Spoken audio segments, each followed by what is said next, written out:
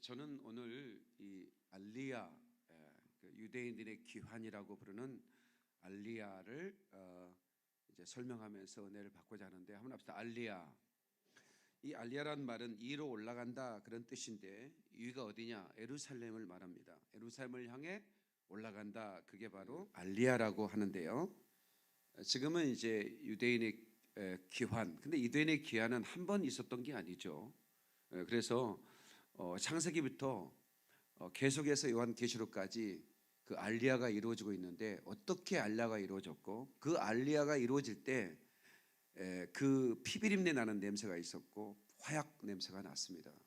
그러니까 얼마나 사단은 이 알리야를 반대하고 방해했는지, 그러나 하나님은 반드시 그 알리야를 성취내고 있는지를 여러분 성경에서, 제가 성경을 한 59절을 찾을 것 같아요. 그래서 여러분들이 같이 읽어가면서 은혜를 받고자 합니다.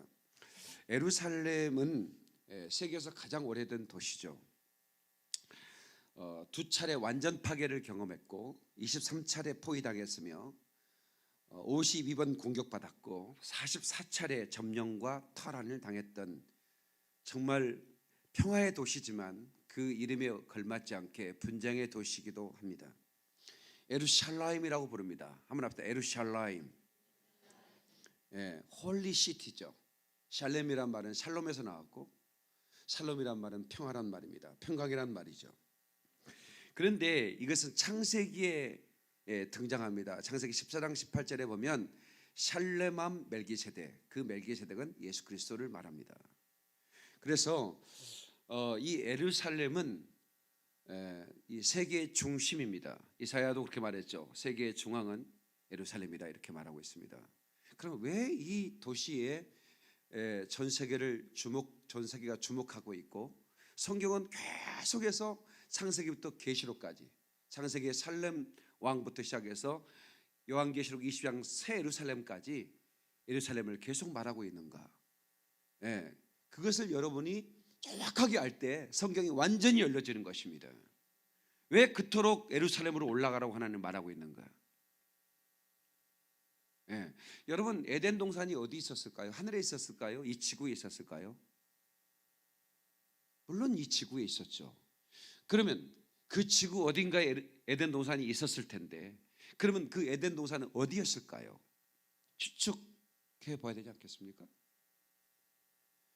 그래, 어떤 사람은 터키였다, 어떤 사람은 이라크였다 얘기하는데, 아마 이 설교를 끝까지 들을 쯤에는 여러분이 정확하게 에덴 동산이 어디였을까 하는 것을 제가 말하지 않아도 여러분은 알게 될 것입니다. 그래서 우리 살렘 예루살렘 찬양 한번 하고, 그리고 우리 말씀 듣도록 합시다. 예루살렘 찬양합시다.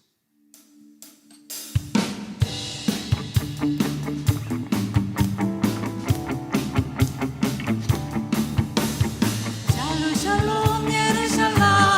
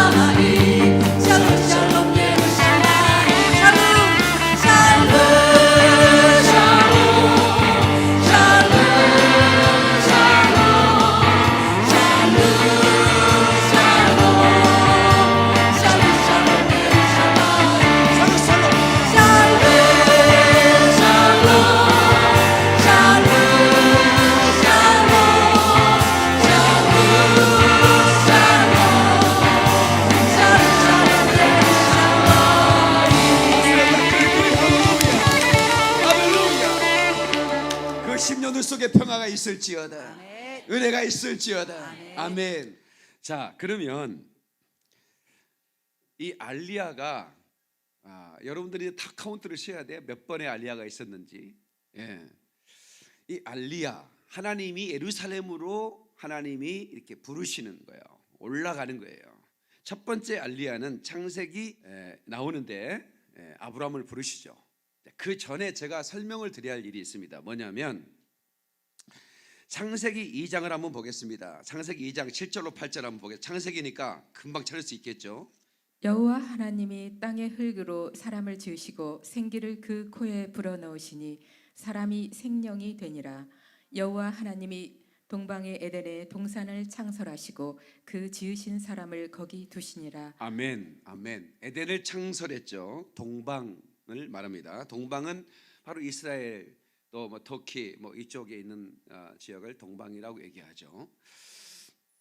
그런데 1장 우리 26절을 잠깐 보겠습니까? 창세기 1장 26절.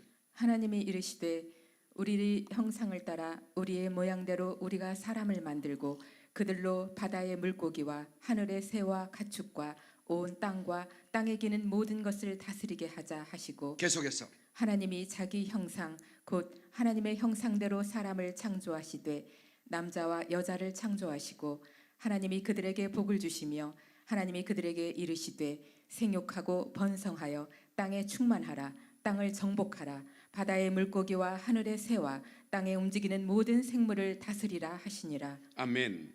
자, 저를 보세요. 자, 여기서 아담에게 에덴 동산을 창조하신 다음에 그 에덴 동산을 다스리게 했습니다. 다스린다는 말은 왕이라 그 말입니다. 아담은 에덴 동산의 왕이었습니다. 그러니까 아담이 그 땅을 지배하는 겁니다. 지배하고 전부 다스리는 거예요. 예, 그 권세가 아담에게 주었단 말이에요.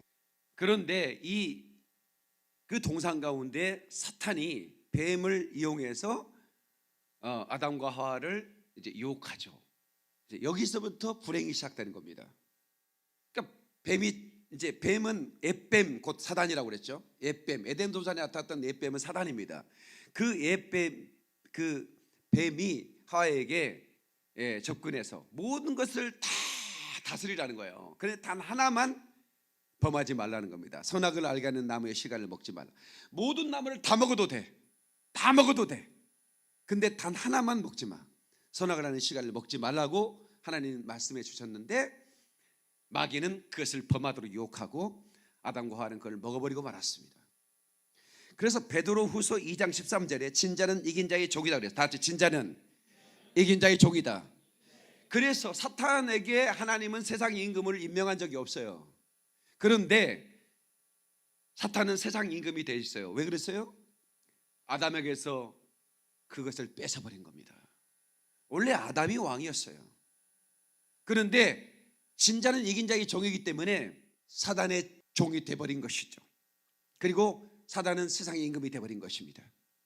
그래서 예수님을 광야에 시험하실 때 이것은 내게 넘겨준 것이로되 네가 내게 절하면 내가 천왕을 주리라 이렇게 말하고 있잖아요. 예, 지가 뺏은 겁니다. 그리고 어떻게 됐습니까? 예, 그러니까 합법적입니다. 나탄이라는 단어는 히브리어의 소유격 동사인데 이 나탄이라는 단어는 법적으로 효력을 가진 겁니다. 완전히 법적으로 효력을 가져요. 예, 그러니까 에덴 동산을 아담에게 주었다. 그 말은 법적으로 모든 소유권을 정복권, 지배권을 주는 겁니다. 그런데 사단이 그를 유혹해서 그를 이겼으므로 그것을 뺏겨버리고 말았고 그것은 법적으로 사단이 세상 임금이 된 거죠. 그리고 에덴은 이제 하나님께서 그를 쫓아내고 그 사람들은 어디로 갔을까요? 그 사람들이 에덴 동편에서 살았죠. 그죠? 예, 이제 가인이 사는 것을 살펴보면 창세기 4장 16절 한번 보실래요? 가인이 여호와 앞을 떠나서 에덴 동쪽 롯 땅에 거주하더니 써보세요. 에덴 동쪽, 에덴 동산의 동쪽 롯 땅에 거했다 그렇게 말했죠. 그 다음에 창세기 3장 23절 24절 여호와 하나님이 에덴 동산에서 그를 내보내어 그의 근원이 된 땅을 갈게 하시니라. 이같이 하나님이 그 사람을 쫓아내시고 에덴 동산 동쪽의 그룹들과 두루 도는 불칼을 두어 생명나무의 길을 지키게 하시니라. 네, 보세요. 자, 이제 저를 보세요. 굉장히 중요한 얘기 시작됩니다. 자, 에덴 동쪽을 지키겠다. 그리고 이제 사람들은 동쪽에, 에덴 동쪽에 거주하게 됐다 그러죠. 그 에덴 동쪽이 어디입니까? 가인이 거주했던 곳. 예, 그곳에서 분명히 발생하고 있지 않습니까? 그것이 바로 누구냐면 이제 아브람이라는 사람을 부르게 되죠. 이제 첫 번째 알리야입니다. 그러니까 그 메소포타미아 티그리스가 바로 그 이스라엘 동쪽에 있지 않습니까? 그러니까 그곳에서 아브람을 부르더니 너는 내가 지시할 땅으로 가라, 그렇게 얘기하는 겁니다. 그 지시할 땅이 어디입니까? 가나안 땅입니다. 예루살렘입니다. 네가 내 말을 듣고 그 땅으로 가면 내가 너에게 복을 주고 너는 복의 근원이 될 거라고 하나님이 선포해 버리는 겁니다. 하나님께서 첫 번째 알리야를 부르기 시작했습니다. 그리고 이삭에게는 이렇게 말합니다. 이삭, 너는 그 땅에 머물러. 그러면 내가 그 땅에서 복을 줄 거야. 그래서 이삭은 그 땅에서 복을 받습니다. 야곱은 그 장자권을 취하고 싶어서 형 에서의 장자권을 탐이 나서 아버지의 그 장자의 축복권을 위해 기도를 받고 형의 칼날을 피해 도망갔죠. 이제 예루살렘을 떠날 수밖에, 가나안 땅을 떠날 수밖에 없는 것입니다. 그래서 정처에 떠나다가 그가 돌베개를 베고 잠을 자다가 천사들이 오르락내리한 걸 보고 그 돌베개한 것에 하나님께 예배를 드리고 내가 다시 오면 내가 베델에 하나님의 전을 질 것이고 11조를 드릴 것이고 이런 약속을 하죠. 그런데 이 야곱에게는 이렇게 하나님께서 말씀한, 너는 어디에 유하든지 다시 돌아와라. 그래야 너는 복을 받을 것이다. 그러니까 아브라함에게는 내가 지시할 땅으로 가라고 그러고, 이삭에게는 그 땅에 머물러야 복을 받는다고 그러고, 야곱에게는 다시 돌아와서 내가 주는 복을 받으라고 얘기하는. 그래서 야곱은 거부가 됐는데도 돌아오는 겁니다. 알리야를 할 때는 굉장한 고통이 있습니다. 아브라함이 정처 없이 알리야를 했어요. 갈 바를 알지 못하고 가잖아요. 거기에 얼마나 적군들이 있었습니까? 그래도 아브라함은 끝까지 알리야를 하는 겁니다. 예루살렘으로 올라가는 겁니다. 피비린내 나는 싸움도 있었습니다. 그러나 끝까지 하나님이 명령한 그 땅으로 가는 겁니다. 그리고 야곱의 알리야입니다. 야곱의 알리야는 삼촌 라반의 집에서 어마어마하게 거부가 됐지 않습니까? 거기서 살아도 됩니다. 그런데 하나님의 약속이 있지 않습니까? 돌아오라는 약속. 그 땅으로 돌아와야 된다는 거예요. 그래서 그는 돌아가면 형의 그 시퍼런 칼날이 자기 목을 벨 수도 있는 걸 잘 알고 있었어요. 그런데 야곱은 알리야를 하기로 결심을 하는 겁니다. 그리고 그 야복 나루토 앞에서 모든 재산을 앞서 보냈습니다. 그리고 자기의 자녀들도 다 앞서 보내고 아내를 또 앞서 보내고 혼자 남은 겁니다. 씨름을 한 거죠. 어떤 씨름입니까? 하나님 나를 복을 주시기로 약속했지 않습니까? 하나님이 나를 복을 주지 않으면 오늘 이 밤에 저와 우리 가정은 끝이 납니다. 300명의 군사를 몰고 400인지 300인지 몇 명입니까? 아니 에서가 몇 명을 몰고 온다고 그랬어? 400. 그렇죠.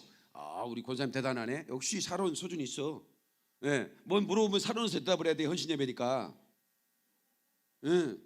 400명을 군사 400명을 몰고 야곱의 목을 베버리겠대. 아니 야곱은 군사도 없어. 조카들밖에 없는데 세상에 그렇게 많은 군사를 몰고 온다는 거예요. 하나님이 나를 하나님이 나에게 올라오라고 했고 돌아오라고 했으니 내가 돌아갑니다. 나를 복주지 않으면 나는 이 밤에 나는 끝이 납니다 하고 막 씨름을 하는 거예요. 천사와. 그때 하나님께서 마지막 한대교까지 부서뜨리지만 끝까지 붙들고 축복을 구하는 야곱을 하나님 복주셔서 그에게 이름을 줍니다. 그게 바로 이스라엘입니다. 그 이스라엘이라는 이름을 가지고 절뚝거리면서 알리야를 하는 겁니다. 예루살렘으로 올라가는 겁니다. 가나안 땅으로 가는 것입니다. 하나님이 명하신 땅으로 가는 거예요. 그 모습을 한번 생각해보세요. 하나님이 왜 그리로 올라오라고 했는지, 그리고 야곱은 왜 한도 뼈가 부서져 가면서 자기 가족이 몰살될 수밖에 없는 그런 위기가 찾아올 수 있는 상황인데도 불구하고 그렇게 알리야를 하는가? 그것은 하나님의 명령이 있었기 때문에 그렇습니다. 성도 여러분, 우리 하나님은 우리의 신앙 또한 위로 올라가야지 뒤로 물러가는 걸 기뻐하지 않는다고 그랬습니다. 그래서 우리의 신앙도 전진하는 거야. 돌파하는 거야. 거침이 없어야 돼. 수르바벨아, 큰 산아 네가 무엇이냐? 너는 수르바벨 앞에서 평지가 될 것이다. 그 수르바벨이란 위대한 인물의 선포입니다. 산을 부셔버리고 하겠다는 거야. 아멘. 누구도 나를 막지 못한다는 거예요. 아멘이시죠? 배고파도 올라가고 죽더라도 올라가세. 아픈 다리 싸매주고 저는 다리 붙들어 주사. 여러분, 이게 바로 우리 믿음의 선배 알리야였습니다. 영적 축복을 위하여 순교도 주저하지 않는 것입니다. 죽을 테면 죽여봐라는 것이지 뒤로 물러가면 내가 기뻐하지 않으리라 말씀하셨습니다. 여러분, 법궤를 뺏긴 거 아시죠? 엘리사당 때 홈리아 비누아스가 법궤를 뺏겨버리고 말았습니다. 그래서 블레셋 다곤 신당에 하나님의 법궤가 있었는데 다곤 신당에 그 법궤를 넣어놨는데 다곤 신당의 신상들이 다 부서져 버리는 거야. 아니, 어느 날 그 신상을 모아놓은 곳에 그 어디 곳에서 설치해달라고 갔더니 막 신상이 목이 부러지고 팔이 부러지고 다 난리가 났어.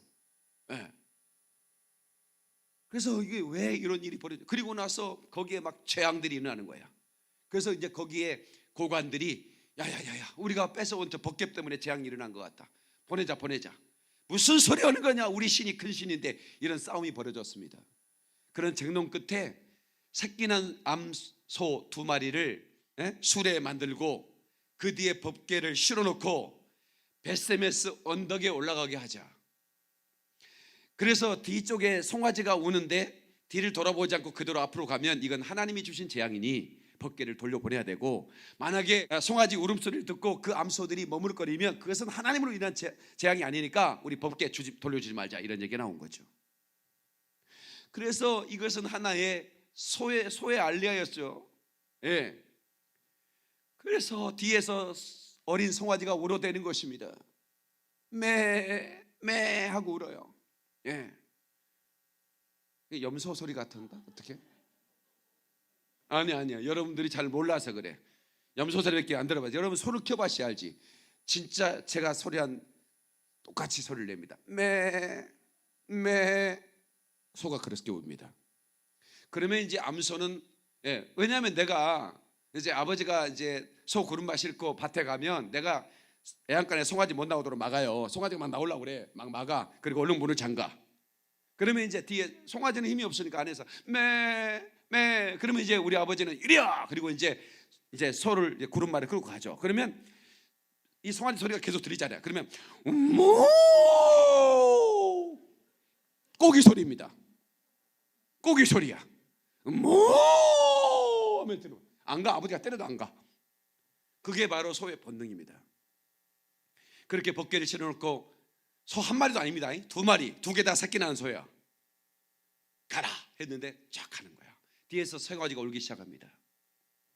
가렵니다 베세메스로 어린 송아지 울어대도 가렵니다 베세메스로. 그 송아지가 울어대는데요, 그 암소 2마리가요 고개를 돌리지 않고 계속 가는 겁니다. 그 언덕을 올라가는 것입니다.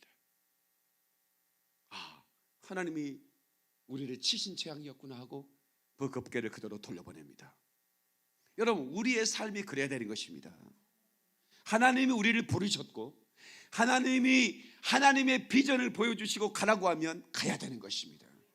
제가 코뿔소라는 별명을 가지는 게 바로 그런 이유 아니겠습니까? 하나님이 가라시면 물불 가리고 갈 각오를 가지고 목회를 하는 겁니다. 하나님이 저를 열방으로 보내셨고 이제 하나님께서를 예루살렘으로 보내실 작정을 하고 계셔요. 그리고 그 작업을 지금 하고 계십니다.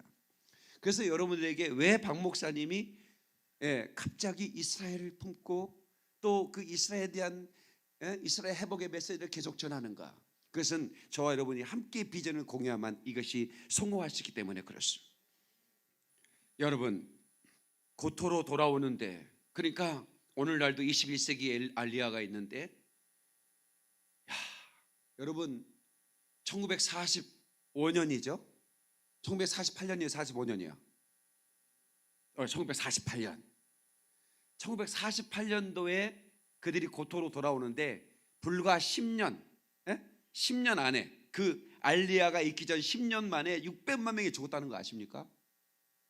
다시 말하면 야곱이 알리야를 할 때 그 형 에서가 죽이려고 칼 들고 400명이나 들고 쳐들어온 것처럼 오늘날도 그들이 그 열방 사방에서 돌아오는데 그렇게 많은 피비린내가 난 거예요. 그걸 못하게 한 사단이 600만 명이나 죽였다니까. 10년 만에. 1948년 38년부터 48년까지 600만 명 이상이 죽었습니다. 그러니까 이 알리야는 하나님이 가장 원하시는 것이고 마귀가 가장 싫어하는 것이 이 알리야인 것이죠. 이해되십니까? 자, 그럼 하나님의 마음을 한번 읽어봅시다. 에스겔 한번 읽어보세요. 에스겔 39장 27절부터 29절까지입니다. 내가 그들을 만민 중에서 돌아오게 하고 적국 중에서 모아내어 많은 민족이 보는 데에서 그들로 말미암아 나의 거룩함을 나타낼 때라. 수도. 자, 많은 적국 만민 중에서 돌아오게 하는 것은 하나님의 거룩함을 나타내는 것이라는 거예요. 이 알리야는 하나님의 거룩을 나타내는 것입니다. 계속해서 전에는 내가 그들이 사로잡혀 여러 나라에 이르게 하였거니와 후에는 내가 그들을 모아 고국 땅으로 돌아오게 하고 그 한 사람도 이방에 남기지 아니하리니. 수도. 자, 이 알리야는 하나님의 마지막 때 이 알리야는 단 한 사람도 남기지 않겠다는 거예요. 단 한 사람도. 계속해서 그들이 내가 여호와 자기들의 하나님인 줄을 알리라. 내가 다시는 내 얼굴을 그들에게 가리지 아니하리니 이는 내가 내 영을 이스라엘 족속에게 쏟았음이라. 주 여호와의 말씀이라. 아멘. 아멘. 그러니까 보세요. 자, 하나님은 다시는 얼굴을 가리지 않고 내 영을 이스라엘 족속에 쏟았으므로 이제는 다시는 얼굴을 가리지 않을 거다. 그 약속을 하고 있는 것입니다. 자, 예수님이 이 땅에 오실 때 얼마나 많은 아이들이 죽었습니까? 그리고 모세가 태어날 때 얼마나 많은 아이들이 죽었습니까? 왠 줄 아십니까? 모세는 이스라엘 200만 이스라엘 백성을 데리고 알리야를 해야 할 지도자였기 때문에 그렇습니다. 저는 제가 요즘 들어 그런 생각을 해봅니다. 제가 청년 때 패거리로 죽어갔잖아요. 왜 마귀는 그렇게 나를 죽이려고 했을까? 왜 우리 교회가 아프리카 바로 가기 직전에 화재가 나가지고 우리 교회를 쓸어버리려고 했을까? 저는 이제 알아요.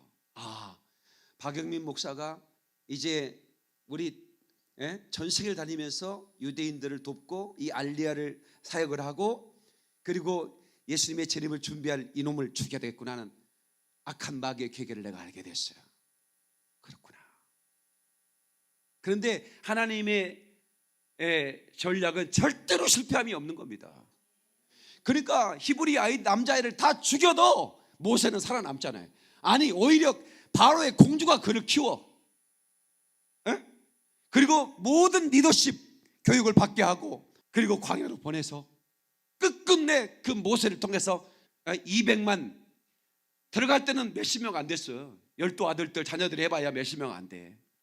그런데 440년 동안 애굽에 있다가 다시 알리야를 하는 겁니다. 해골도 알리야 해야 돼. 요셉이 뭐라고 한 줄 아세요? 내 해골을 내 조상의 땅에 묻어달라 이거야. 해골도 알리야야. 다 같이 해골도 알리야 한다. 그러니까 왜 그토록 하나님의 사람들이 그렇게 그 땅에 묻히고 싶고 그 땅으로 가야 되는가? 거기서는 노예 생활을 하는데 하나님이 지도자를 세워서 200만 이스라엘 백성을 끄집어내는 겁니다. 그때 바로가 10가지 이상이 쏟아질 때 어쩔 수 없이 보냈습니다. 그런데 바로의 마음이 강팍해졌습니다. 바로를 움직이는 그 세력은 누구냐면 바로 사탄이죠.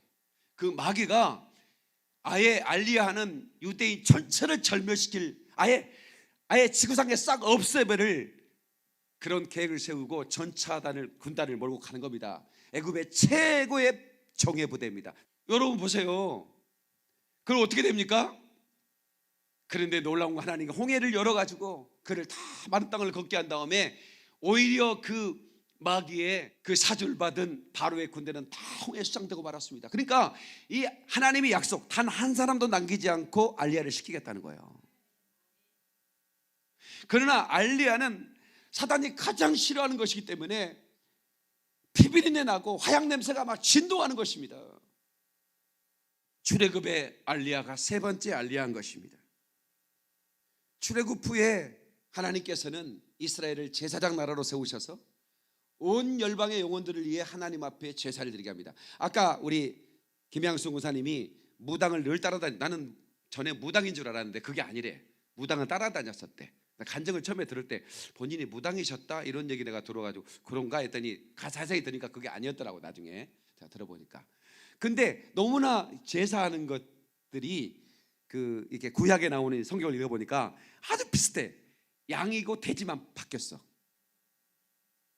예? 성경은 양을 드리는데 무당들은 돼지를 드리는 거야. 그게 우리는 전혀 의식을 못해. 그런 거 해본 적이 없으니까. 근데 저런 분은 알아.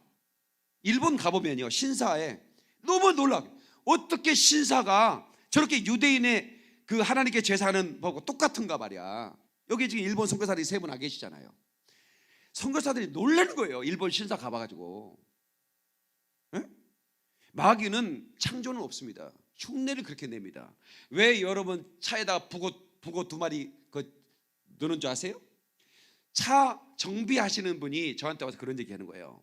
제가 카센터를 하는데요, 사고 나가지고 오는 차들마다 트렁크 열어보면 거기에 북어 두 마리가 있다 이거야. 근데 북어 두 마리 있는 곳에 꼭 부딪힌다는 거야. 신기하잖아요. 그게 뭐예요? 오병이어 기적 얘기하는 겁니다. 그거 물고기 두 마리. 예? 마귀는요 어떻게 그렇게 흉내를 잘 내는지 몰라.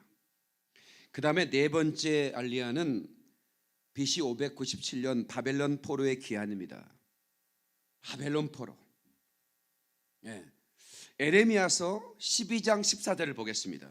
자, 읽어주세요. 내가 내 백성 이스라엘에게 기업으로 준 소유에 손을 대는 나의 모든 악한 이웃에 대하여 여호와께서 이와 같이 말씀하시니라. 보라, 내가 그들을 그 땅에서 뽑아버리겠고 유다 집을 그들 가운데서 뽑아내리라.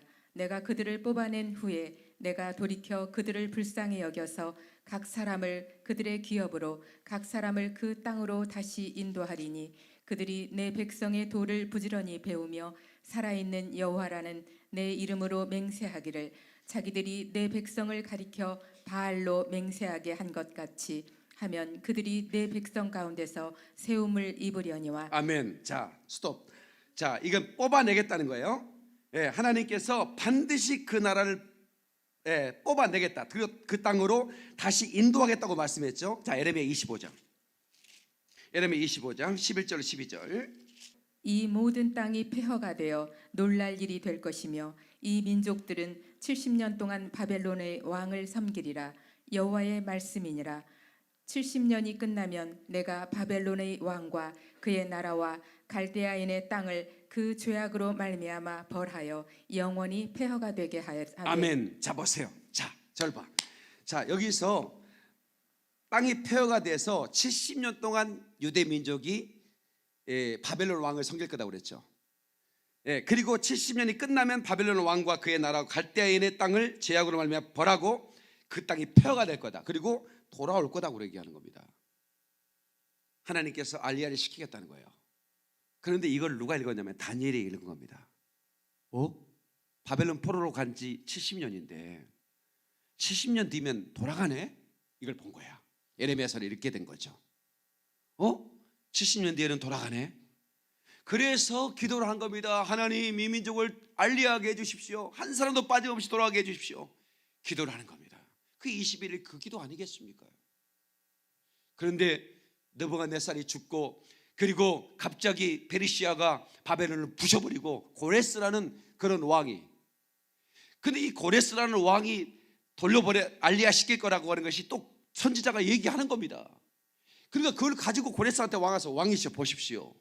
우리 선조 선지자가 책에 썼는데 당신이 왕이 될 것도 있고 당신이 우리 백성을 보낼 나는 이런 기사가 이미 기록되어 있으면 깜짝 놀라는 거죠. 가라.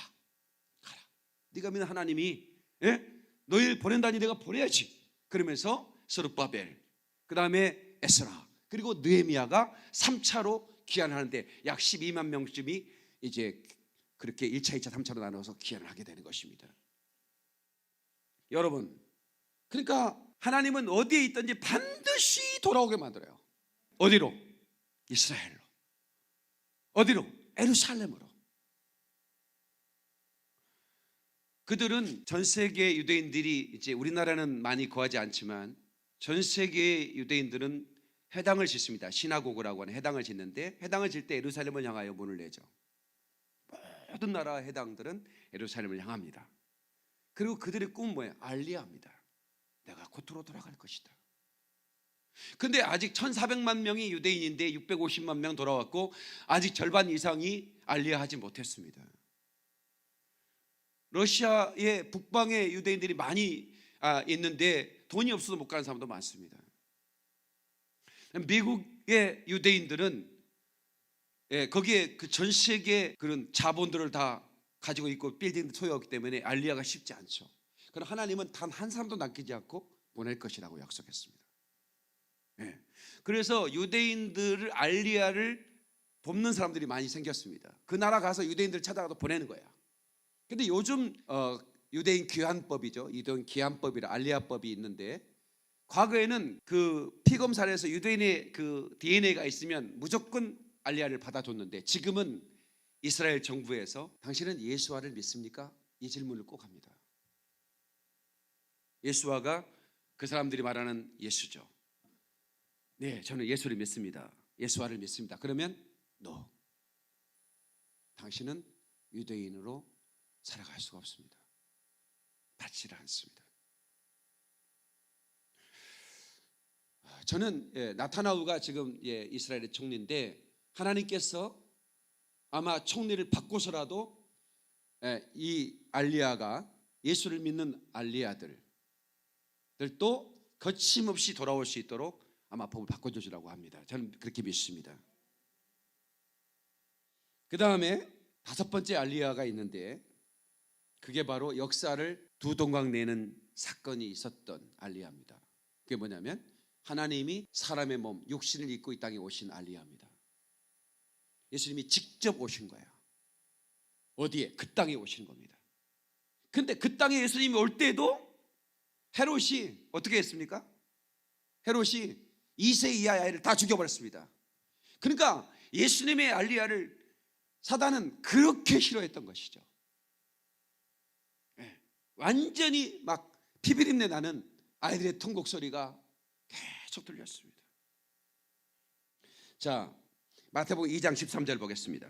그들이 떠난 후에 주의 사자가 요셉에게 현몽하여 이르되 헤롯이 아기를 찾아 죽이려 하니 일어나 아기와 그의 어머니를 데리고 애굽으로 피하여 내가 네게 이르기까지 거기 있으라 하시니 요셉이 일어나서 밤에 아기와 그의 어머니를 데리고 애굽으로 떠나가 헤롯이 죽기까지 거기 있었으니 이는 주께서 선지자를 통하여 말씀하신 바 애굽으로부터 내 아들을 불렀다 함을 이루려 하심이라. 네, 됐습니다. 보세요.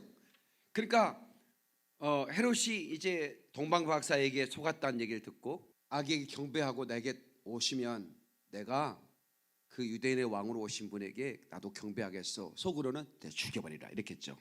근데 천사가 동방박사들에게 헤롯에게 가지 말고 너는 즉방으로 동방으로 가라. 그래가지고 가버린 거야. 그러니까 이제 막 헤롯이 불을 켰죠. 지가 유대인의 왕인데 유대인의 왕이 났다니까 얼마나 열이 받겠습니까? 그래서 샀는데 이미 피난을 가버린 겁니다. 어디로? 애굽으로. 언제까지? 헤롯이 죽을 때까지. 이 하나님께서 이 땅에 오신 것은 온 인류의 축복이 된 것이죠. 믿습니까, 여러분? 그 다음에 7번째 1948년 사건들이 있는데요. 이제 이것이 바로 21세기의 알리야입니다. 21세기 유대인들의 기한이죠. 근데 선지서들이 있지 않습니까? 이사야, 에레미야, 에스겔 대선지들 모든 것이 바로 21세기의 귀환을 타겟을 잡고 말씀을 전하고 있는 겁니다. 그런데 신학자들이 뭐라고 얘기한 줄 아십니까? 대체 신학입니다. 바벨론의 귀환을 말하고 있다. 이렇게 끊어버리고 말았습니다. 근데 그게 바벨론이라는 것은 한 나라죠. 근데 전 세계 저 먼 나라, 저 신남, 신할 땅, 북방 모든 나라에서 내 백성을 모으린다고 하는 것은 바벨론을 말하고 있지 않지 않습니까? 바벨론은 BC 570년에 망해버렸습니다. 그러니까 이렇게 대체 신학으로 하는 것은 정말 웃기는, 근데 우리가 이걸 배웠거든요. 그래서 저도 그렇게 생각했어요. 돌아온다, 내 백성을 모은다, 다 바벨론에서 돌아온 귀환이다, 이렇게 생각한 거예요. 다 이게 바로 대체 신학인 겁니다. 이스라엘을 회복시킨다는 것이 하나님의 계획인데 알리야 시키는 건데, 이거를 이스라엘은 망했다, 이스라엘은 저주받았다, 이제는 이스라엘 없다, 우리가 영적 이스라엘이다, 교회가 영적 이스라엘이다, 이렇게 생각하는 거예요. 이것은 사단의 전략이었습니다. 자, 왜 그랬는지 제가 이제 성경을 읽어드릴게요. 자, 이사야 27장 보십시다. 너희 이스라엘 자손들아, 그날에 여호와께서 창이라는 하수구에서부터 애굽 시내까지 과실을 떠는 것 같이 너희를 하나하나 모으시리라. 그날에 큰 나팔을 불리니 아수르 땅에서 멸망하는 자들과 애굽 땅으로 쫓겨난 자들이 돌아와서 예루살렘 성산에서 여호와께 예배하리라. 아멘이시죠? 이게 성경에 제가 이제 이 이스라엘에 대한 눈으로 성경을 보니까요, 전부 다 이 알리야라는 얘기예요. 아니 에레미야, 에스겔 전부 다다. 그런데 이게 이해가 안 돼버리면 선지서는 완전히 우리는 아무것도 모른 채, 소선지도 마찬가지입니다. 대선지뿐만 아니라 이 알리야에 대해서 그토록 하나님은 모으겠다, 돌아오게 하겠다는 거예요. 이사야 43장 5절로 8절. 43장. 두려워하지 말라. 내가 너와 함께하여 내 자손을 동쪽에서부터 오게 하며 서쪽에서부터 너를 모을 것이며 내가 북쪽에게 이르기를 내놓으라, 남쪽에게 이르기를 가두어 두지 말라. 내 아들들을 먼 곳에서 이끌며 내 딸들을 땅 끝에서 오게 하며 내 이름으로 불려지는 모든 자, 곧 내가 내 영광을 위하여 창조한 자를 오게 하라. 그를 내가 지었고 그를 내가 만들었느니라. 계속해서 눈이 있어도 보지 못하고 귀가 있어도 듣지 못하는 백성을 이끌어내라. 하나님의 명령입니다. 전 세계 디아스포라, 이 디아스포란 말은 흩어진단 말이죠. 알리야란 말은 모은다는 말입니다. 그러니까 반대말이에요. 디아스포라 유대인을 알리야 시키는 거예요. 하나님의 마음이 여기에 계속 집중되고 있는 겁니다. 성경 전체가 그렇습니다. 한번 읽어보세요. 제가 그래서 우리 김찬호 간사님한테, 우리 선교 위원장이니까 나랑 같이 이스라엘을 선교해야 되니까 성경을 다시 한번 읽으세요. 이스라엘이라는 눈을 가지고 성경을 읽으면 이스라엘을 알지 못하면 전혀 이해되지 못한 말씀이 계속 나오는 거예요. 하나님이 얼마나 이 이스라엘 회복을 원하셨는가. 이스라엘 회복은 곧 에덴의 회복이죠. 마귀에게 져서 아담이 뺏겨버렸던 그 영적 권세, 그걸 회복시켜버리는 겁니다. 그리고 실제로 그 땅을 회복시켜버리는 겁니다. 실제로 그 땅을 회복시키는 겁니다. 그 약속이 있는 것이죠. 이사야 49장 11절로 12절. 내가 나의 모든 산을 길로 삼고 나의 대로를 두드리니 어떤 사람은 먼 곳에서, 어떤 사람은 북쪽과 서쪽에서, 어떤 사람은 시님 땅에서 오리라. 보세요. 여기 그 시님 땅은 중국을 말합니다.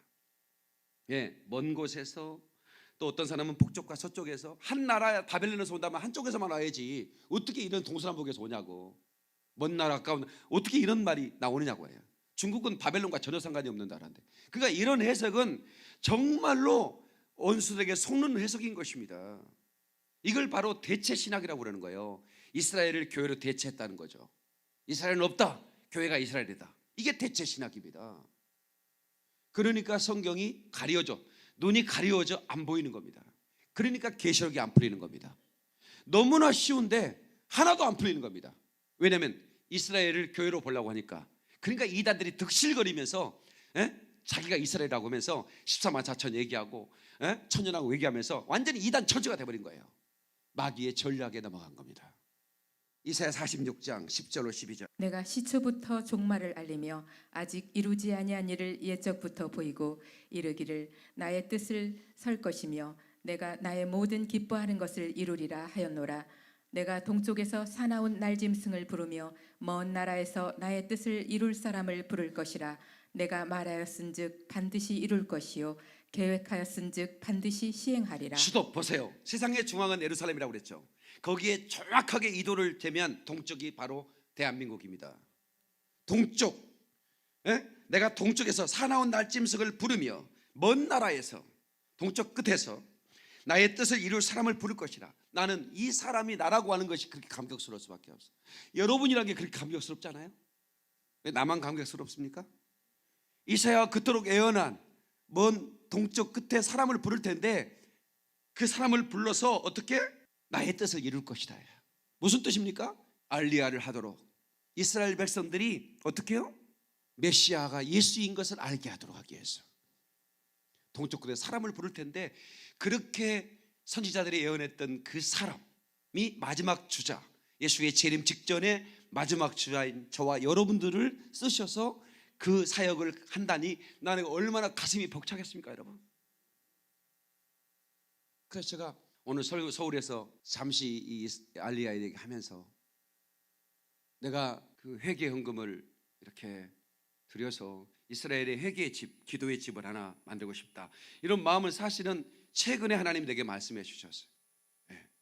그 새 신자가 왔길래 어떻게 오셔서 고맙습니다 그랬더니 자기소개를 하는데, 목사님 제가 수백억 사업을 하는데 제가 어떤 사업을 하다가 조금 잘못돼서 제가 구치소에 수감됐다가 지난주에 나왔습니다. 제가 거기 6개월 동안 있으면서 많이 성경을 읽고 회개했습니다. 내가 정말 많은 투자를 하고 많은 일들을 했지만 이게 정말 소용이 없다라고 하는 것. 거기서 KT 사장을 만났는데 친구였대요. 같이 교도소 동기자, 감방 동기라고. 거기서 이렇게 서로 얘기를 했대요. 새 정권을 넘어갔는데 새 정권마다 자기를 가뒀대. 자기가 지금 정권 3개를 넘나들고 있는데 정권 때마다 자기를 집어넣는데, 그래서 그랬대. 사랑님 이제는 예수 믿고 우리 인생 뭐 있습니까? 대기업 사장님은 뭐합니까? 우리 예수 믿고 새롭게 삽시다. 그리고 전도했대요. 그래서 이분이 하는 얘기가, 목사님 제가 앞으로는 목사님 선교를 제가 서포트하겠습니다. 그래서 나 이스라엘 빌딩 하나 사주라고 했어. 빌딩 하나 사주라고. 이스라엘에 빌딩 하나 사주시오. 그러니까 내가 비전을 가지면 그것을 도울 사람을 붙여준다는 걸 내가 알았어. 동쪽에서 사나운 줄을 부른다. 이 부른다는 말이 히브리 말로 코레입니다. 코레. 하나님을 알아 부르죠. 코레야. 하나님이 불렀다 그 말입니다. 그러니까 나라 이름까지 그렇게 지어버리는 거예요. 별로 감동이 없네. 일본에서 다 오셨나? 중국에서 오셨나? 사우디아라비아에서 오셨나? 하나님이 우리 민족을 불렀다고 말이요. 아예 이름까지 아예 빼도 박도 못하도록 동쪽까지 마치 먼 나라까지 찍어가면서 그렇게 얘기하는 거예요. 그래서 내가 일본 선교사님한테 그랬어요. 우리 일본은 우리나라보다 돈의 가치가 10배나 높아요. 일본의 사업가들이, 비즈니스들이 이 이스라엘을 품으면 어마어마해집니다. 그래서 제이바라고 그 재팬 바이블 아카데미인데 사관학교입니다. 거기는 비즈니스 아카데미를 하고 있습니다. 그래서 일본의 최고의 부자들이 이렇게 꼭 모여요. 그래서 저희 이번에 갔을 때 그 일본 그 변호사 한 분이 그 비싼 밥을 사더라고. 이야, 일본은 물가가 비쌉니다. 최고급 그 식당에 우리 한 30명 갔나? 그 밥을 사요. 변호사님이. 근데 거기에 그 한 키 작은 분이 빌딩을 산 얘기를 하는 거예요. 자기가 돈 한 푼 없었는데 어떻게 하나님 빌딩 달라고 기도했는데 정말 놀랍게 초자연적인 방법으로 그 빌딩을, 그래서 너무 감사해가지고 거기다 십자가를 세웠대. 일본의 법에 십자가를 세울 수 없는데 밑에 약국이 있으면 세울 수 있어. 약국은 이렇게 십자가가 이렇게 네모나잖아. 근데 그냥 십자가로 세워버렸어요. 약국이라고. 그 큰 오사카 환 중심에 어마어마한 빌딩이 있는데 거기다 그거를 하나님이 주신 거야. 그러면서 뭐라고 하는 줄 아세요? 아니 건물 가격 전체를 대출해달라고. 그 누구도 자기가 생각할 때 자기는 경제를 알고 경영을 전공한 사람이고 기업을 해봤기 때문에 아는데 자기가 지점장에도 안 해줘. 근데 그걸 해주더라는 거야. 그래가지고 거기에 그 일본의 가장 그 선교 단체, 이런 그 유명한 선교 단체들 있잖아요. 세계적인 단체들이 그 빌딩에 다 입주를 하고 있는 거예요. 또 그분이 또 밥을 사고, 그래서 그 일본 분들이요, 한번 하나님을 만나면 대단해집니다. 물론 이 이스라엘의 선교 그 주류는 한국에서 주도를 하겠지만, 그러나 일본도 우리를 도울 거라는 거죠. 저는 그걸 믿는 거예요. 그래서 3명의 성도한테 그런 얘기를 했죠. 일본은 비즈니스맨들을 잡아요. 그래서 함께 우리가 일본을 전략하고, 내가 일본을 도울 거니까 그들과 함께 이스라엘을 정복하자, 이런 전략도 하나 나왔습니다. 예레미야 16장 14절 15절 보겠습니다. 여호와의 말씀이니라. 그러나 보라, 날이 이르리니 다시는 이스라엘 자손을 애굽 땅에서 인도하여 내신 여호와께서 살아계심을 두고 맹세하지 아니하고 이스라엘 자손을 북방 땅과 그 쫓겨났던 모든 나라에서 인도하여 내신 여호와께서 살아계심을 두고 맹세하리라. 내가 그들을 그들의 조상들에게 준 그들의 땅으로 인도하여 드리리라. 아멘. 보세요. 여기서 그 자손을 북방 땅과 그 쫓겨났던 모든 나라에서 인도하여, 북방 땅이 여기 러시아거든요. 여러분, 이스라엘 가면 러시아 알리아들이 150만 명이 넘습니다. 지금도 알리아 모단 유대인들이 지금 러시아 땅에 굉장히 많습니다. 블라디보스토크 이쪽에. 왜냐하면 스탈린이 이 유대인들을 노예시키려고 그쪽 북방으로 막 끌어갔거든요. 그래서 지금 가장 가난하고 힘들게 살아가는 그 러시아 유대인들이 있습니다. 그래서 우리나라 선교사님들이 러시아에 가서 그들 알리아를 돕기 위해서 그들의 삶을 돕고, 그래서 그들에게 이스라엘로 돌아갈 수 있도록 비행기값을 대고 그렇게 하고 있습니다. 저도 블라디보스토크 한번 날아갈 생각입니다. 러시아의 유대인들을 한번 만나고 그들을 도울 수 있는 방법을 찾고 있습니다. 우리가 지난해 에티오피아를 갔는데, 에티오피아에 가서 우리가 이제 우리나라를 도왔던 상위 용사들, 그러니까 그 더운 나라에서 그 멀고 먼 대한민국에 전쟁이 일어났다고 자유민주주의를 지키기 위해서 6천 명의 용사들이 배를 갈아타고 며칠을 걸려서 우리나라에 도착해서 싸웠어요. 황제의 근이 되었습니다. 우리나라 말로 하면 최고의 전투력을 가진 군대 6천 명을 보내준 겁니다. 근데 그들은 단 한 번의 전투도 패하지 않았던 용맹성을 보여줬습니다. 그래서 내가 물어봤어요. 그분들 용돈 다 드렸잖아요. 우리가 봉투에 용돈 드리고, 그리고 집도 다 우리가 한 분 한 분 집 100만 원씩 150만 원씩인가 우리가 드리고 집 지어드리고 그런 일을 했는데, 그분이 그런 거예요. 뭐가 제일 힘드셨습니까? 한국에 와서. 그랬더니 한국은 너무 추웠대. 그럴 수밖에 없지. 아프리카 사람들이 겨울에 그 추운데 자유를 위해서 자기들이 한국에서 싸웠다는 것이 그렇게 감사한 거예요. 그래가지고 이제 돌아갔어. 전쟁이 끝나고 돌아갔는데 갑자기 에티오피아가 공산화 돼버린 거야.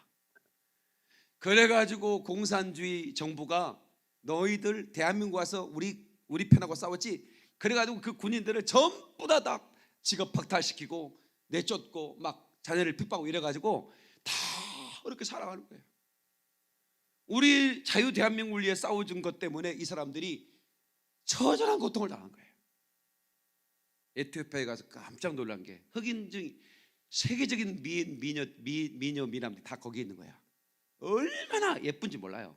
아프리카 사람들이 너무 예쁜 거예요. 에티오피아는 정말, 아마 아프리카 그 갔던 분들은 요셉 그랬으면 안 그랬습니다. 그렇죠. 너무나 예쁩니다. 그 예쁘고 그 멋진 그 흑인들이 누구냐면 솔로몬의 후예들입니다. 시바 여왕과 솔로몬은 단순히 지혜를 배우러 간 게 아니에요. 연인이었습니다. 시바 여왕이 솔로몬의 아내가였어요. 그래서 그 시바 여왕의 아이를 해가지고 에티오피아로 돌아가서 그 아이가 황제가 됩니다. 그래서 유일하게 아프리카에는 성지순례 코스가 있습니다. 에티오피아입니다. 그 에티오피아에 그 한지 가면 그 수넴 여인 시바 여왕의 그 후손들이 황제가 돼서 14대 15대 계속 내려갔거든요. 그들이 황제가 될 때마다 교회 건축을 하는 겁니다. 어떻게 건축하냐면 반석을 깎아가지고 궁전을 만드는 거예요. 하나의 반석으로 교회를 만들어요. 평생 애굽의 왕은 자기 무덤을 만드는데 이 에티오피아의 황제들은 하나님의 전을 건축하는 거야. 그게 그대로 다 남아 있습니다. 감동이죠. 우리가 갔을 때 너무너무 감동이었습니다. 그런데 그 에티오피아 유대인들, 솔로몬의 후예들이 다 이스라엘로 알리야를 하고 있습니다. 그래서 이스라엘에 가면 이 알리야들이 살아가고 있어요. 그래서 제가 가장 먼저 이 유태인 집성촌들이죠. 러시아 알리야들 뭐 전 세계에서 다 왔으니까 색깔들이 다 달라. 총천연색입니다. 이스라엘 가면 백인 알리야, 흑인 알리야, 황인 알리야 다 섞여져 있으니까. 예. 그러면 이스라엘은 북의 사회인데, 철저한 북의 사회인데 왜 어머니가 유대인이어야 유대인일까? 예루살렘에 그래서 디아스포라가 될 때 처절한 비극을 겪었습니다. 그 군인들이 가만둡니까? 예루살렘의 여자들을 전부 다 강간합니다. 그래서 아이가 앞에 있었어요. 그 아이들, 그래서 아버지가 누구냐고 묻지를 않습니다. 유대인들은.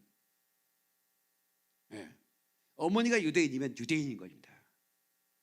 그래서 어머니가 1900년 동안 2000년 가까이 그들은 어떻게 해요?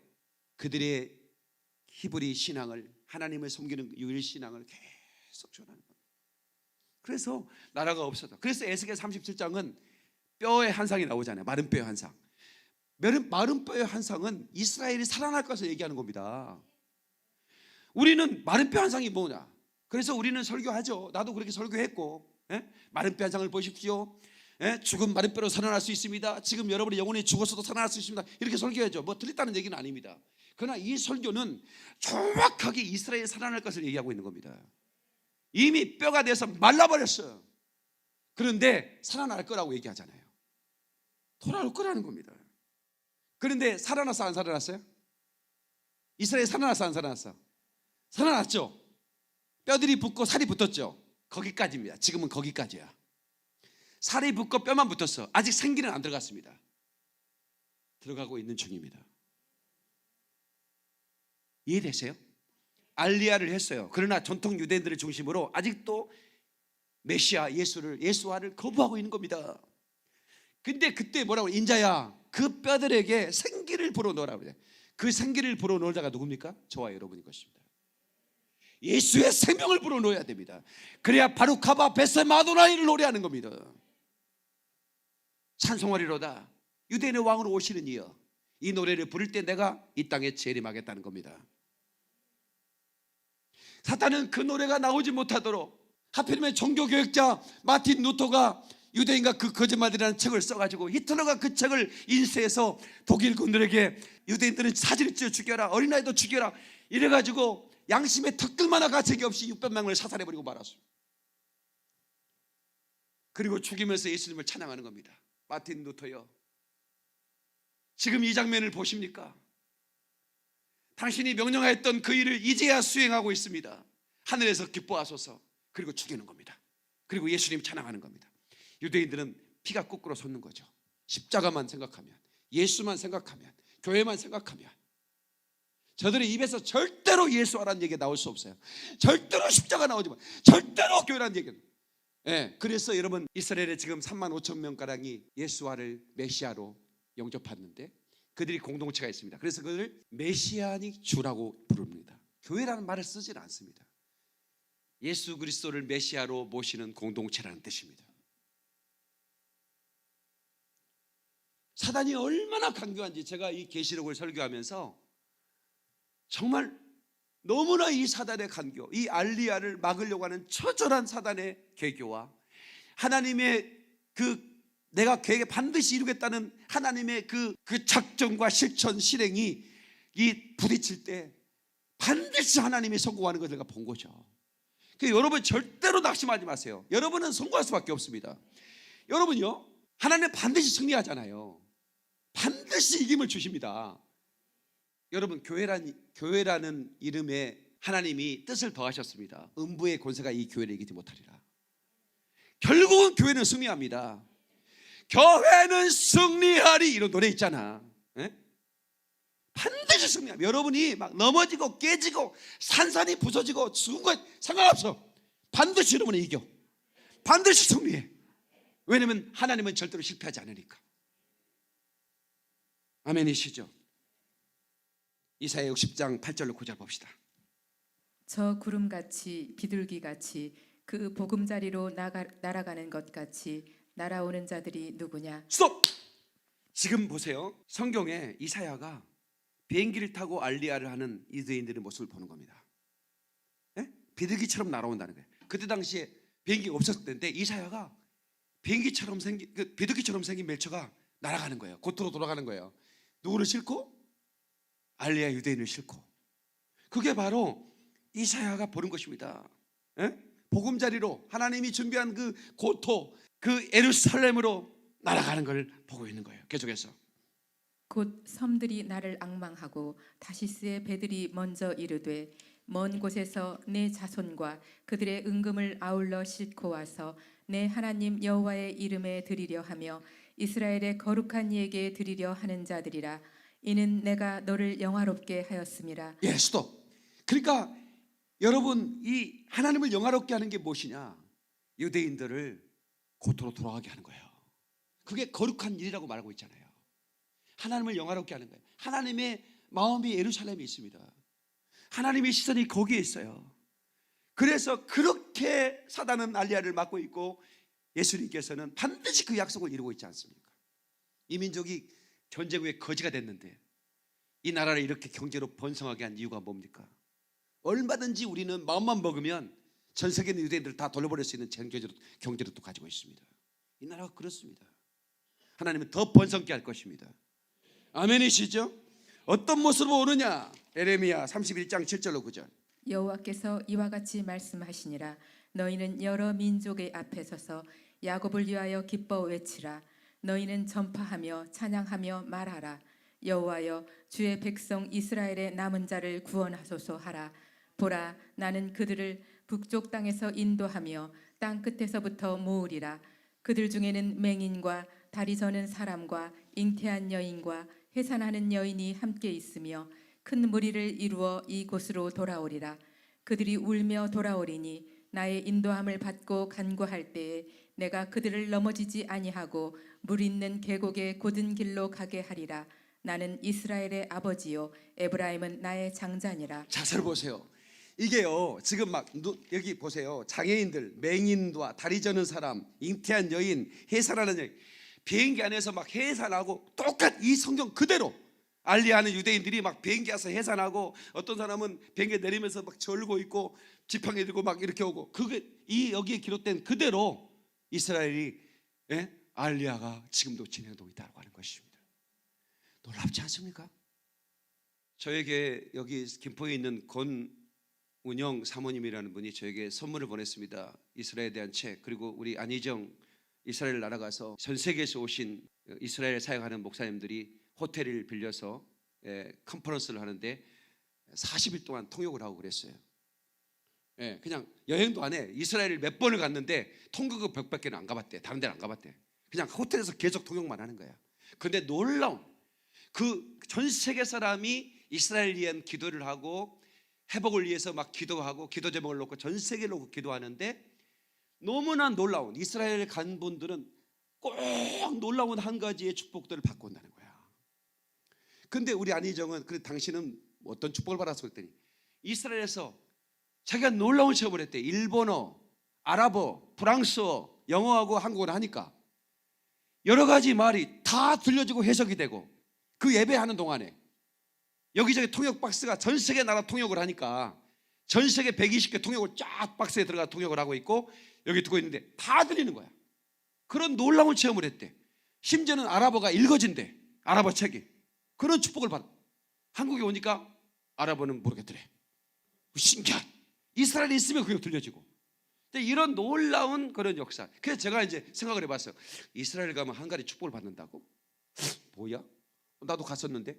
그래서 내가 이제 20몇 년 전에 우리 집사람하고 빚내가지고 땡빚을 내갖고 집사람하고 이제 둘이 갔습니다.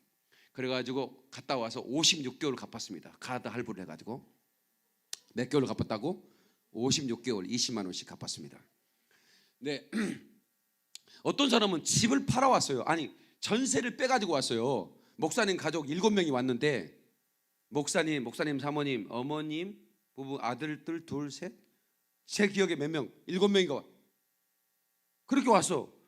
그러고 이분은 가이드 옆에, 선교사님 옆에 딱 붙어가지고 눈이 막 뭘 배우려고 막 질문하고, 아, 왜 이렇게 저 따라다니고 있어? 나야 전세 빼가지고 온 사람이야. 나 돌아가면 이제 갈 집도 없어. 그렇게 이제 오신 분들이 계시더라고. 그래서 이제 내년 3월에 한번 볼 테요. 전세 빼는지 안 빼는지 내가. 근데 그래서 제가 이제 그 이스라엘 갔어요. 나는 뭘 축복받아? 제가 그 오병이어 기적교회 가가지고 제가 여러 번 간증했잖아요. 제가 재정의 기름 부음 얘기할 때 그 얘기 꼭 하잖아요. 주님이 갑자기 나를 감동을 시켰잖아요. 갑자기 나한테 그 마음속으로 영으로 들리는 음성이 있잖아요. 박 목사야, 내가 너희 교회 오병이어 기적을 일으킬 거야. 이 음성을 듣고 제가 그 기적 현장, 오병이어 기적 현장에 그 기념교회가 세워진데 거기에 한쪽 벽을 붙들고 펑펑 울었지 않습니까? 그리고 갔다 와서 서울영광교회를 우리가 사버렸지 않습니까? 그 뒤부터 우리 교회가 재정의 기름이 넘치기 시작했습니다. 그러니까 이번에 3월 달에 한 비행기 우리가 한 5대 전세를 낼까? 아무튼 가면 수지를 맞습니다.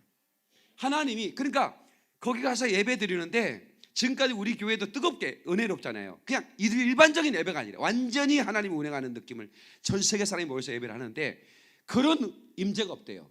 그래서 제가 이제 책을 하나 봤는데 그 책이 다윗의 장막의 회복이라는 책인데 거기는 이 알리야에 대해서 나온 성경에 나온 것만 딱 묶었어. 다른 군더더기가 없어. 그것만 이렇게 듣고 성경에 알리야, 하나님이 내 백성을 돌아오게 하리라는 이 알리야에 대한 책만, 그 내용만 딱 묶었는데, 그래서 그것만 묶었는데 그렇게 듣고, 그러니까 선지서, 대선지서 전부 다 알리야야. 그런데 어떻게 우리는 대체 신학을 통해서 완전히 속아버렸던 거예요. 바벨론 포로 기환이야? 이렇게 생각해요. 바벨론 포로 한 나라인데 북쪽에서 오면 그만이지, 뭐가 동쪽 서쪽 먼 나라 서방 북방 시림, 뭐 이렇게 많이 나오? 아니잖아 말이에요. 이건 속은 거죠. 이 말씀을 듣는 목사님들 그리고 성도 여러분들, 이걸 여러분이 깨닫기를 주의 이름으로 축원합니다. 그래서 이제 에스겔의 환상에 마른 뼈가 서나고 이제 살이 붙었지만 이제는 어떻게 해요? 생기를 벌어내야 돼. 이 생기는 어디서 나와요? 교회에서 나오는 겁니다. 예수 그리스도의 생기. 그런데 수많은 교회들이 있지만 우리 교회를 통해서 그렇게 하기를 우리는 기도해야 되는 겁니다. 그게 축복이니까. 그래서 앞으로 우리 교회가 얼마나 축복을 받을까, 너는 막 심장이 뛰는 겁니다. 이것을 알게 하고 이 알리야 사역에 뛰어들게 하고 이스라엘 회복을 위해 기도하게 하고, 이것을 하나님이 저를 움직이고 우리 교회를 움직이고 계시는데 이것을 하는 우리 교회를 얼마나 축복할까, 우리 교회 성도를 얼마나 축복할까, 우리 성도의 가정을 얼마나 축복할까, 생각만 해도 제가 흥분되네요. 박수의 영광, 그러리 할렐루야. 그럼 2000년 동안 무덤에 있었어요. 그렇죠. 죽었잖아요. 이스라엘이 나라가 죽어버렸잖아요. 언어가 죽어버렸고, 그렇죠? 2000년 동안 무덤에 있었다고. 이게 무슨 얘기인지 아세요? 그리고 이스라엘에게 새 천년왕국을 경험하게 하시는 겁니다. 예수님은 공중에 강림하십니다. 공중 강림하셔요. 내려오지 않아요. 공중에 강림하셔요. 첫 번째는. 그리고 끌어올리는 겁니다. 죽은 자가 먼저 살아나고, 그리고 살아있는 우리가 끌어올려요. 7년 동안 공중 혼인잔치가 있다가, 그리고 그 그리스도의 신부들과 함께 지상으로 내려오는 겁니다. 그 어마어마한 그 장관이 성경에 펼쳐지는 겁니다. 성경을 이스라엘이라는 영적인 눈을 뜨고 보면 놀랍습니다. 창세기 1장과 계시록 22장이 같아요. 내용을 한번 쭉 읽어보세요. 창조, 새 창조. 창세기 2장과 계시록 21장이 같습니다. 한번 보세요. 창세기 3장과 계시록 20장이 같습니다. 한번 보세요. 눈을 열고 보시라고. 너무나 놀랍습니다. 에스겔 37장 9절로 12절, 여러분 잘 아는 말씀이죠. 읽어봅시다. 또 내게 이르시되 인자야, 너는 생기를 향하여 대언하라. 생기에게 대언하여 이르기를, 주 여호와께서 이같이 말씀하시기를, 생기야, 사방에서부터 와서 이 죽음을 당한 자에게 불어서 살아나게 하라. 이에 내가 그 명령대로 대언하였더니 생기가 그들에게 들어가매 그들이 곧 살아나서 일어나 서는데 극히 큰 군대더라. 아멘. 자, 보세요. 이스라엘은 군대가 될 겁니다. 하나님께서 생기가 들어가면 그들은 군대가 됩니다. 그러나 이스라엘은 환란 때, 이제 제가 다음 주에 그걸 말씀드리겠습니다. 14만 4천이 인을 맞습니다. 그리고 그들은 군대가 됩니다. 그리고 목숨을 걸고 죽어가면서 그들을 어떻게 해요? 유대인들에게 이 생기를 전하기 시작하고 셀 수 없는 흰 무리가 유대인들이 주께로 돌아오는 것입니다. 우리가 찔렀던 자가, 우리가 찔렀고 우리가 죽였던 그가 예수와가 메시아였다고 통곡하고 회개하는 것입니다. 예수님은 이틀 동안 무덤에 계셨죠. 그리고 3일 만에 부활했습니다. 이스라엘은 2000년 동안 무덤에 있었습니다. 그리고 하나님께서 4000년을 살게 하는 겁니다. 그래서 예루살렘, 자, 제가 다음 주까지 시리즈로 하기 때문에 여기서 마칠 겁니다. 예루살렘은 예수님이 감람산에 내려오셔서 그 예루살렘에서 어떻게 해요? 이 천년왕국 킹덤을 통치하시는 겁니다. 거기에 수도가 어디예요? 예루살렘의 수도가 되는 겁니다. 그렇다면 제가 설교 시작하면서 얘기했죠. 과연 에덴은 어디였을까? 과연 에덴은 어디였을까? 네. 첫째 아담이 실패한 것을 둘째 아담은 예수님께서 회복시켜버리는 겁니다. 그리고 통치하는 것입니다. 이게 하나님의 스케줄이에요. 하나님의 시간표고 하나님의 그림이에요. 하나님의 계획에서 반드시 이루는 것입니다. 그래서 이 성경은 반드시 이루어지기 때문에 이 시대는 마지막 시대, 그래서 저 같은 목사를 하나님이 부르시는 거죠. 예수님이 예루살렘에서 통치할 때 우리는 그 킹덤의 백성이 되는 겁니다. 아멘이시죠?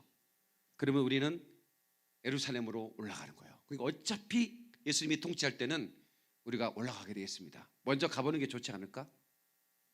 제가 전략을 짜고 미리 가서 전략을 짤 생각이었는데 어디 방문하고, 그러니까 여행도 합니다. 여행은 한 6박 7일 정도 하고 선교는 한 4박 5일 할 예정입니다. 그래서 11박 12일 정도 계산하고 있고, 그래서 우리가 가서 전 세계 사람이 모이는 곳에 기도도 하고, 또 아프리카 유대인들, 러시아 유대인들 찾아도 가고, 또 메시니악 주들과 함께 예배도 드리고, 그다음에 그 예루살렘과 또 그 텔아비브에 또 거리 전도도 하고 다양한 것을 하고 올 겁니다. 그래서 김석 전사님은 이제 그때 부를 노래들을 지금부터 연습을 해야 된다 말이야. 오늘 샤루살렘은 너무 좋아. 응? 아주 우리 그리스가 훌륭해. 박수 한번 쳐줘. 예. 예. 그래서 내가 이제 그 가면 메시니악주 앞에서 우리가 특송도 해야 되고, 그 예수를 믿는, 예수와를 믿는 그 공동체 앞에서 우리가 특송도 하고 공연도 하고 또 거리도 해야 되기 때문에 특송 준비 다 해가야 되는 겁니다. 가는데 첫 번째 스타트를 잘 꺼내야 돼. 그리고 그때부터 그 해부터는 해년마다 갈 겁니다. 그리고 저는 같이 가는 것과 저는 개인적으로 가서 제가 할 수 있는 일을 할 거예요. 그리고 거기에다가 집을 하나 살 겁니다. 돈은 집이가 돼야 돼. 난 돈 없어요. 그러니까 집을 사서 거기에 전 세계 사람들을 거기 와서 기도하도록, 거기에 여러 군데 기도의 집들이 있는데 미국 사람들도 와서 기도의 집을 만들어서 전 세계 사람이 기도하는데, 이제 이스라엘 회복을 위해서 기도하는 기도처를 만드는 거죠. 그리고 조금 뭐 몸이 좀 괜찮고 좀 쉬고 싶다 이런 분들은 비행기 태워서 보내면 돼. 가서 기도하고 와라. 그러면 주님이 만질 거다. 예루살렘에서 만져줄 거다. 또 아멘 안 하는가 봐. 돈 내라 할까 봐 아멘 안 하는구나. 내지 마. 내가 할다. 내가 다 알아서 할 테니까. 그렇게 해서 저는 말만 해요. 솔직히 말하면 여러분 저를 오랫동안 따라온 분들을 알 거예요. 목사님 말만 하면 주님이 이루어 주셔요. 그렇게 얘기합니다. 너는 이스라엘의 빌딩 하나 사겠다는데 시비 걸 사람이 있어? 나는 돈도 없어. 근데 누군가는 사준다, 나를 위해서. 지금 내가 이렇게 선포하는 순간, 내가 오늘 선포에 대한 설교했죠. 캐리그마 선포하면 말입니다. 하나님이 준비하셔본다니까. 나는 그 선포하기가 무서워. 나는 진짜. 네. 나는 그냥 선포하는 거야. 그러면 이제 우리 교회 성도들은 언제든지 목사님 저 이스라엘 가서 기도 좀 하고 오겠습니다. 오케이, 갔다 와. 예. 예. 러시아 유대인들 좀 우리가 전도 좀 하고 오겠습니다. 오케이, 갔다 와. 예. 목사님 아프리카 안 갑니까? 가지. 아프리카 가지. 일본이 가지. 예. 목사님 더 바빠지겠는데요. 우리 주님이 건강 주시겠지. 예. 걱정하지 말고 우리 교회가 이 사역 지금 몇 번째, 아직까지 다 끝나지 않았어요. 다음 주를 기도해 주시면 좋겠습니다. 기도하겠습니다.